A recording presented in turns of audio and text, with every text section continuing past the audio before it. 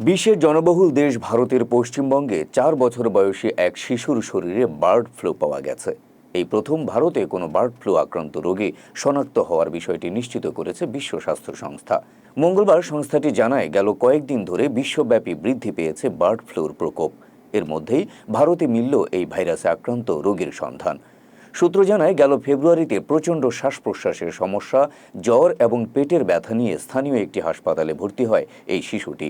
শারীরিক অবস্থা খারাপ হওয়ায় তাকে আইসিইউতে নেওয়া হয়।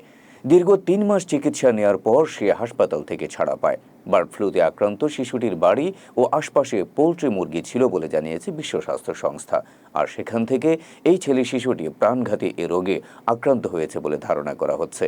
প্রসঙ্গত, H9N2 ভাইরাসের কারণে বার্ড ফ্লু হয়ে থাকে, আর এই ভাইরাসটি পোল্ট্রি মুরগির শরীর থেকে রোগীর দেহে ছড়ায়।